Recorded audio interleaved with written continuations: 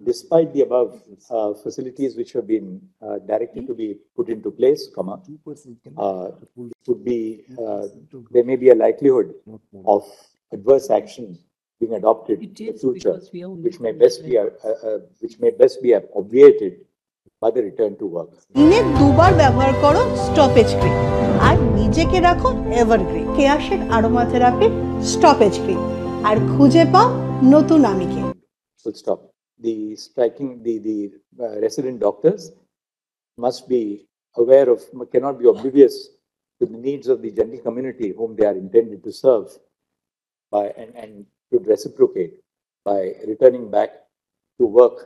If they do not resume work as doctors, then we can't restrain the state government from taking disciplinary action. That's entirely within their jurisdiction. My lord, হতাশাজনক আমাদের কাছে আমাদের যে বক্তব্যটা পুরো তো শোনা হলো না। আমরা তাই মনে করছি যে ডিসি নর্থ যিনি এই ধরনের কথা বলেছে বাবা মাকে, যে টাকা অফার করেছে, কই সে আলোচনা তো আমরা সুপ্রিম কোর্টে শুনতে পেলাম না। তাহলে আজকে যে আমাদের সরাসরি কাজে ফিরে যেতে বলা হলো, আমাদের এই কথাগুলো না শুনেই আমরা মনে করছি যে এই জায়গাটা আন্দোলনের যে মূল স্পিরিট, সেই মূল স্পিরিটের উপর একটা কুঠারাঘাত করা হলো। আন্দোলনরত জুনিয়র চিকিৎসকদের মঙ্গলবার বিকেল ৫টার মধ্যে কাজে ফেরার নির্দেশ দিলেন সুপ্রিম কোর্টের প্রধান বিচারপতি। তাদের নিরাপত্তা সুনিশ্চিত করার জন্য রাজ্য সরকারকে সব ধরনের ব্যবস্থা নেওয়ার নির্দেশও দিয়েছেন তিনি।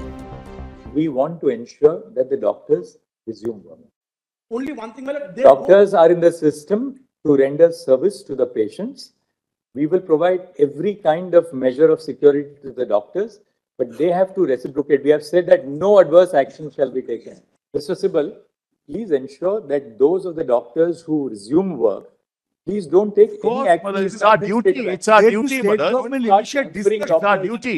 Mr. Sibal, Leonard Senior Counsel, states that no action, including punitive transfers, shall be adopted against the doctors who return to work.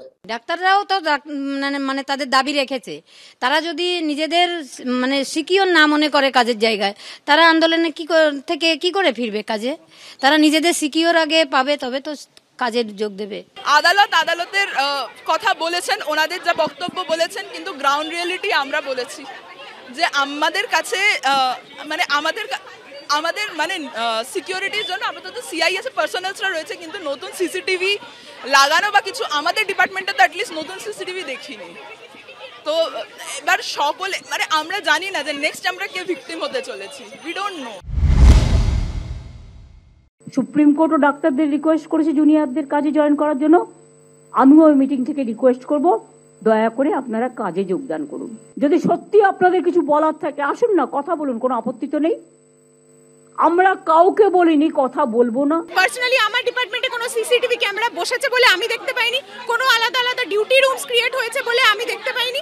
এগুলো যদি নাই হয়ে থাকে তাহলে উনি কোথা থেকে বলছেন যে আমরা সেফ এনভায়রনমেন্টে কাজ করছি? আমরা শুধু সিআইএসএফ কয়েকটা আরজি করে দেখতে পাচ্ছি, এদিকে সারা স্টেটে অনেক মেডিকেল কলেজে অনেক ভ্যান্ডালিজমের ঘটনা ঘটছে, তো সেখানে ওনারা কিভাবে সেফটি প্রোভাইড করছেন?